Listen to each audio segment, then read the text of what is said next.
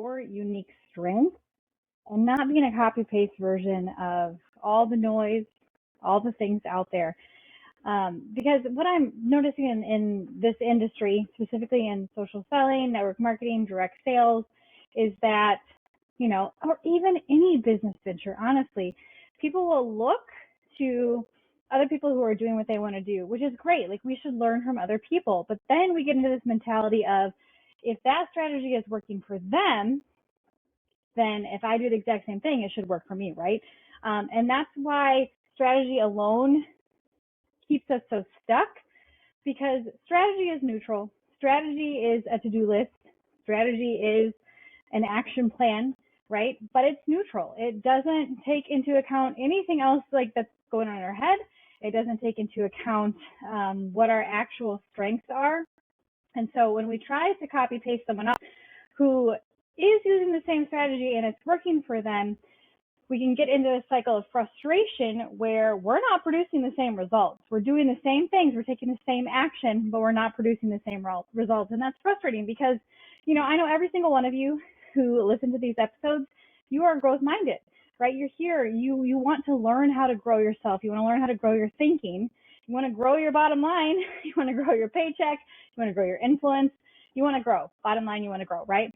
And so it can be really frustrating when you as an action taker are not getting the same results as somebody else. And of course, there are other factors in there, like your level of influence, right? Your warm market, your circle, those kinds of things that can come into play when we look at it from a comparison standpoint, right? Like, well, how come they just started and they've been, they're having way more success than I did? There are a lot of those factors in there, but you need to understand that you are the only you in your business, and you are the only variable, right? And so we need to think of the formula of action plus mindset equals results, because we like to focus on the action, the strategy, but we don't focus on the actual mindset going behind it. Because you could show up and do something, say you're inviting someone to an event.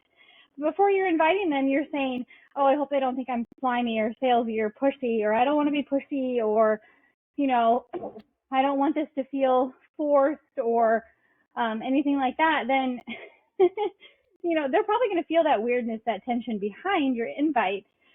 Or if you show up to it saying, like, I got to get this person here, like, I'm coming from a place of scarcity, like, this person is the end all be all. If they say no, like, I'm done, right? It's going to feel different. But when we show up with the right mindset of the thinking behind, what actually is in alignment for me, aligned strategy, and I'm going to talk about aligned strategy in just a second, because we have to take action and it has to be aligned with our strengths and how we funnel that through there. But when we show up and take action, but our mindset is not in line with it, then we're going to create results, but they're not going to be the results that we want, and it's going to lead to that frustration, that burnout, that questioning ourselves and feeling like we are the problem. And I'm going to straight up tell you, you are the problem, because it's you're the variable, but you're also the solution, okay? So this is a twofold. So remember, it's action plus mindset equals results.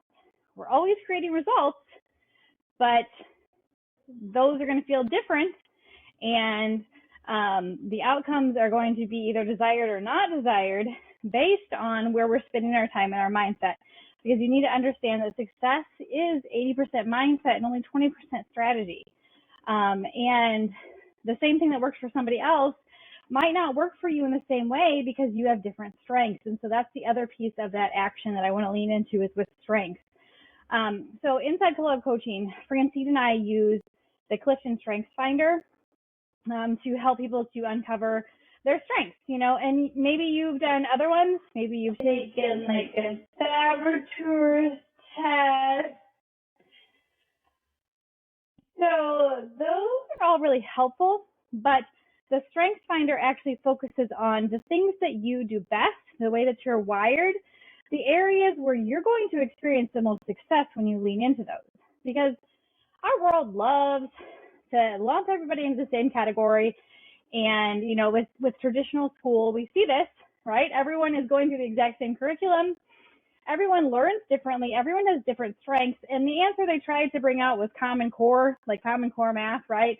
Like looking at work from a bunch of different angles. But again, we're trying to force people through the same strength channel, right? And the school, the education is, well, if you're weak in this area, you need to bring that up, right? And that's where we're going to focus all of our time.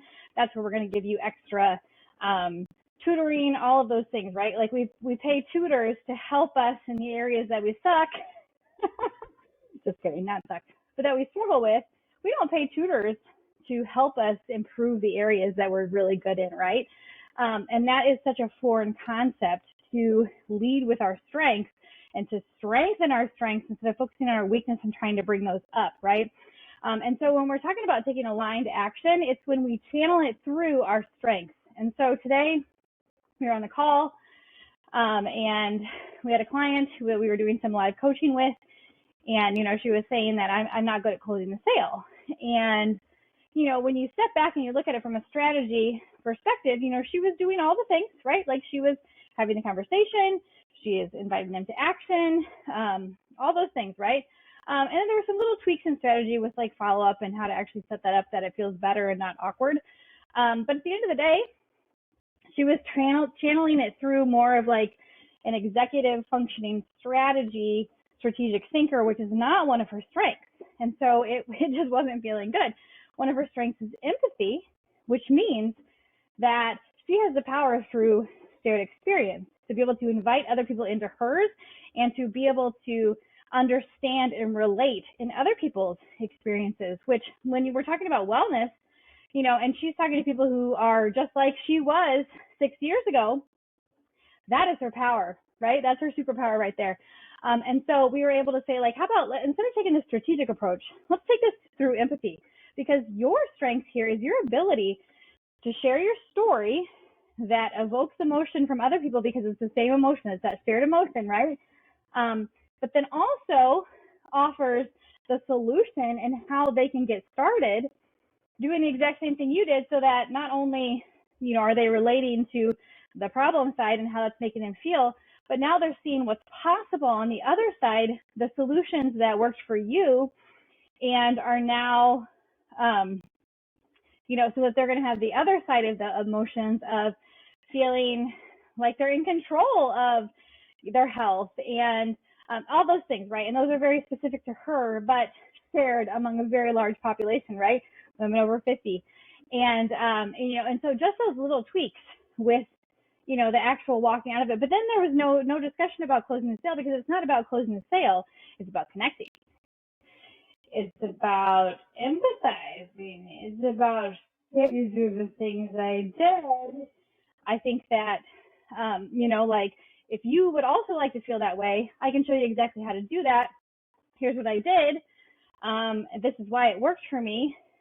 Let's go, right? And there's no more talk of closing the sale. It's about helping that person to have the lifelong sustainability of steps that work and continue to work, right? And so that's what I mean when I talk about working through our strengths in action, okay? Because what works for somebody else is not necessarily going to work for you unless they're exactly like you, and most people aren't. Like, we have a unique thumbprint when it comes to our strengths and how we show up. So like for me, my top strength is belief. That's why there are hills I will die on. And y'all know that. Like, there are hills that I will go out there and I will die on. And over the years, there have been things that, you know this, that I will get fired up about, because belief is a strong driver within me.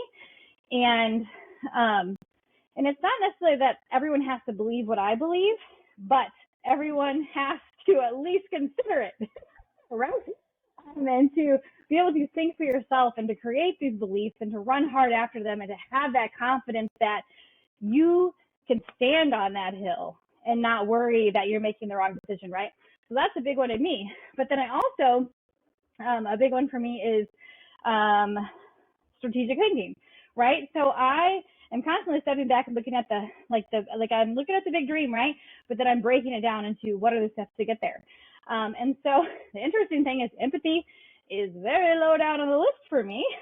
And so me trying to have that like emotional connection in the same way that this client is, that's not necessarily going to work for me. Now, that's a very good approach when that's your strength, but for me, that can feel very like forced and weird and icky because it feels like I'm trying to like connect in a way that like if it's not exactly the same, like it just doesn't feel good for me.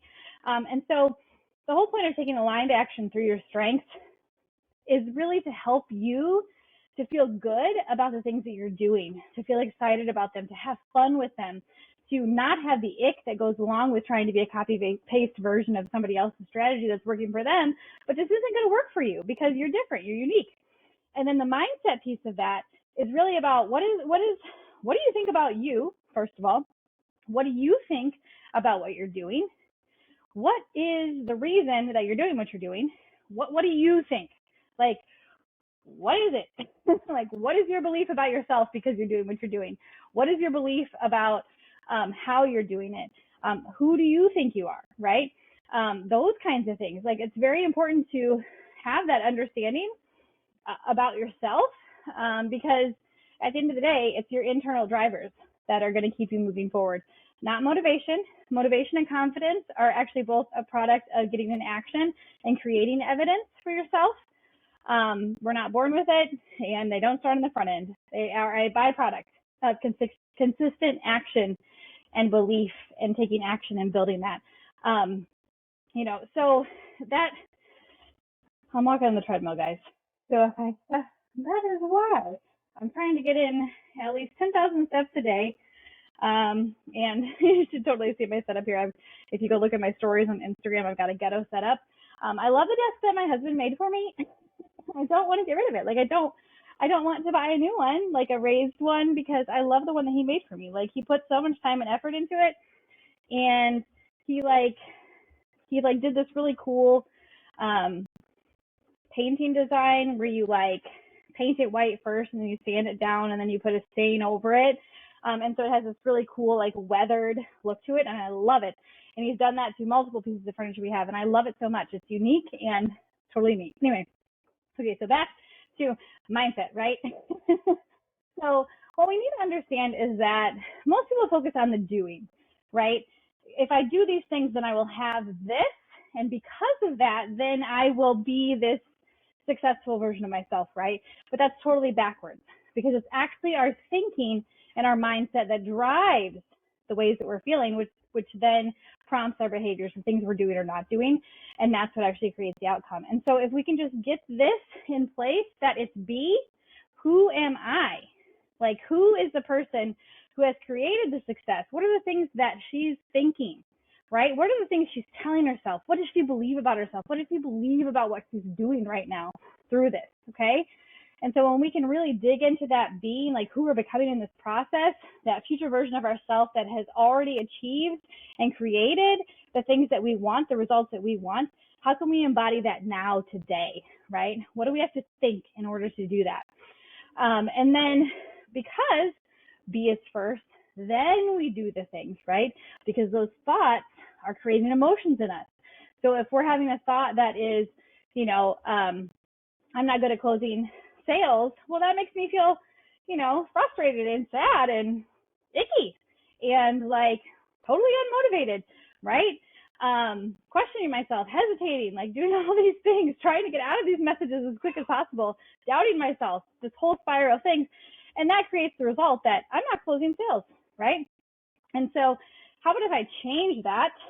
And this is where people make a big mistake that, they'll say, you got $0 in your account and they're telling themselves this affirmation of, I'm a millionaire, right? Your brain is like, in what world, honey, right? Like our brains look for evidence. It's called confirmation bias. What we focus on, our brains will look for more evidence to confirm. So it's the standard if you are looking at buying a blue car, all of a sudden you're seeing all the blue cars on the road and you're like, wow, I never noticed this before. It's because our brains want to look for the evidence to confirm the belief that we're telling it, confirmation bias.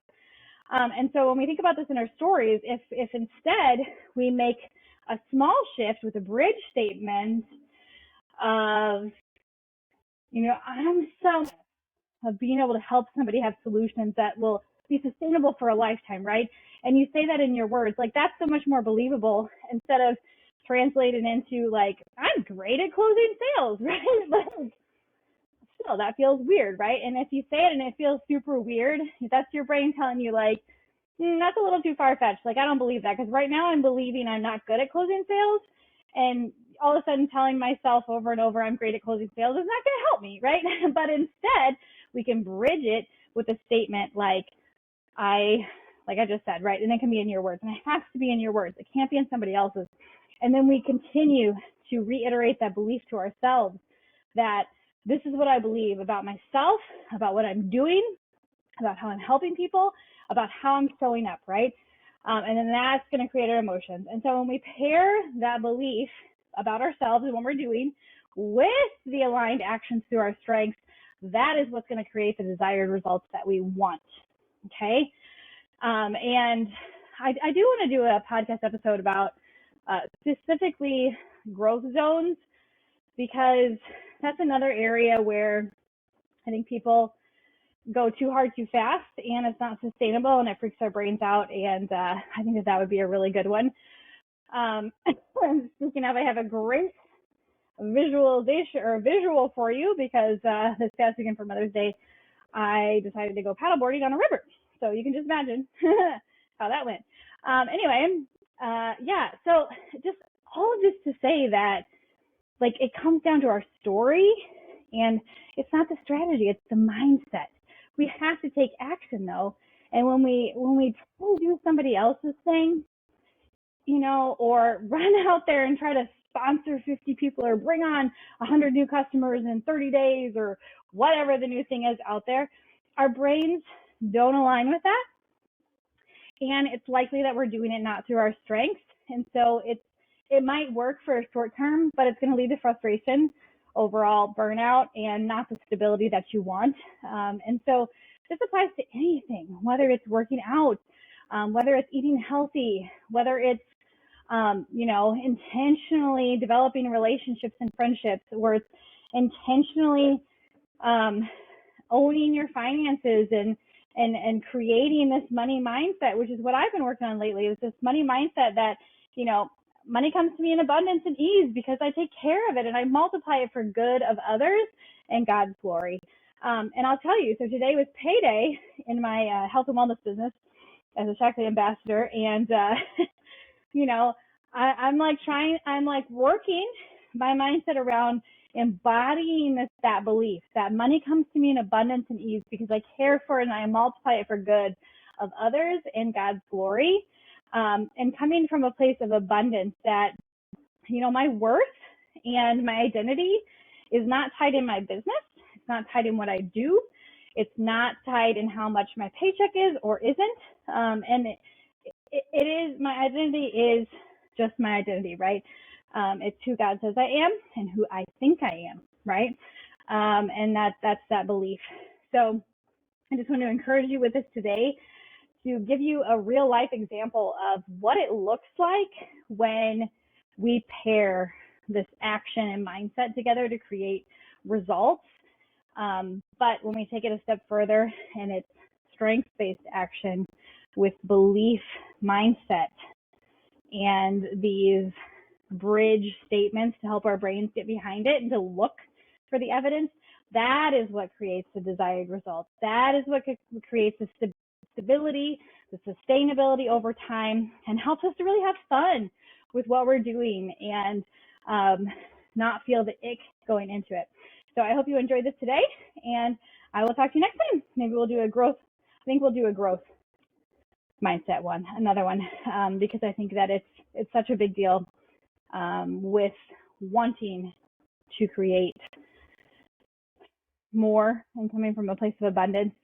We'll talk a little bit about abundance and scarcity, I think, because that's one thing that I have been learning more and more about when it comes to money. It's something that I walked through in growing my business and building my business, but it's not something that I've really walked through with money, and I have been a lot lately, and just seeing some sticky points in my own thinking about